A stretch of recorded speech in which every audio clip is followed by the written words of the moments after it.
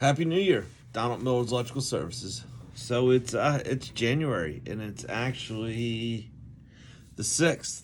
Okay, I want to start the new year off fresh, and I want to talk about a topic that's been coming up more and more and more, and it's a lot of times. I first thought it was just young guys getting into the trade, but it's actually people that have been in the trade and maybe never took the trade seriously, or were just given bad advice. Like, I don't know which way to take it, but people are asking how much they're going to get paid, how much they're going to get paid. And then there's also a group of younger guys that have been in the trade for 5, maybe 7 years, and I guess they're not getting paid right, or they're not being compensated correctly.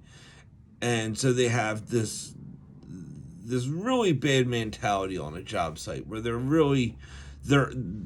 mentality that is formed over the years is actually keeping them underpaid, because they didn't learn in the beginning, or they weren't trained correctly, and now it's their own habits or personality or mentality that is actually holding them back. Okay, and if you're worried about pay entering the electrical trade, you need to, what's the best way to say this? You need to do some investigation, okay?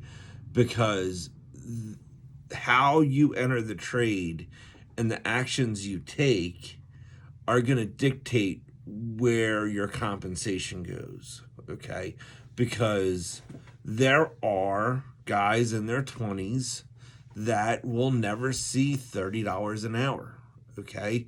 There's companies out there that will just keep you underpaid. And if you go around working for these companies and you don't get trained underneath a decent mechanic, you're not going to learn the skill sets that are required to make a better compensation. And you'll get this group of guys in the trade that are bullhorns to how little they make and how this trade is horrible and this and that. No, you just worked for horrible companies that didn't train you correctly. And there is no universal training platform in the electrical trade. So you have to take it upon yourself to find a good company, be hired by that good company, and be trained correctly. It's that simple, okay? You are in control of your own education. And no, let me get this right. I'll tell you right away. Coming out of electrical school, you're at the bottom of the rung. You're at the bottom, okay? I know electrical school told you all these fantasies and dreams, and they're selling themselves, okay? Electrical, like, if you're going to electrical school, it's most likely a private company that is trying to make a profit on you. So they have to sell their high tuition rates, and they're going to sell their high tuition rates by blowing fantasies up your butt, okay? And then you get into the real world and you realize it's not all they promised it to be, all right? The good thing about electrical school is that it does teach you theory, and then when you are hired by a company, if you get underneath a good mechanic, you then are taught how to apply that theory, okay? That is what is most important, and that is where the direction of your future is going to head, okay? If you don't have good training and you don't have decent mechanics above you, and I mean senior mechanics maybe in their upper 30s and 40s giving you guidance, be careful of who you're training with, okay? That was one of the good things about understanding that, okay? If you understand that going out. okay, coming out of school, I would go and try to work with 40-year-olds. Now, I was 20 at the time, and yes, they beat you up a little bit. But if you can hang with them, meaning you can take their abuse, you can show up every day with energy on time, you're going to get a different training from them than just other people on a job site. If you're with a big company, other 20-year-olds or other younger people in the trade, what you're trying to do is get the best quality training possible.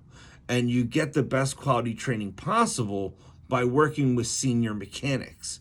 Senior mechanics don't deal with children. They don't deal with immaturity. They don't deal with guys that want to be on their phone all day long, okay? Senior mechanics want to deal with no-nonsense apprentices. And if you can get underneath a guy like that, that is where your future will manifest itself in about 5 to 10 years. It does take time, okay? This is a career. You build your career slowly. This is not a enter the trade and you're going to be making top dollar within a couple years. No, the electrical trade takes time, okay? And you actually have to learn a skill set that will then provide an income for you for the rest of your life. Younger guys coming out of school, they're weighing their option of college or the trades, okay?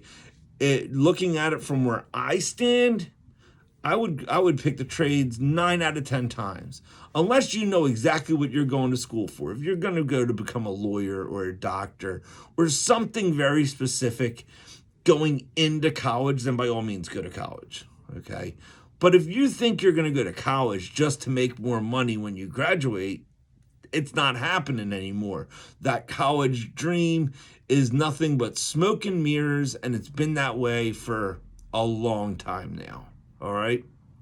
So if you get into the electrical trade, there is a portion of the trade that is highly lucrative, okay? And you can make a lot of money, okay? If you want to talk about money, you can there's a portion of this trade that they come out of their electrical school, but they're not doing drugs. They're on time every day, tool belts on, and they're under a training program. So when the time is right, all that training kicks in and they are a valuable mechanic at that point, okay?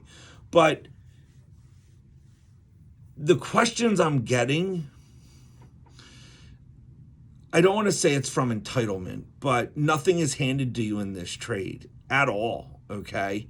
And if you don't work your career path correctly, then yes, you will hit that glass ceiling and you will not make a lot of money, especially if you are foolish for the first 5 years of your trade, okay? Because yes, we hire people that have been in the trade for about 5 years.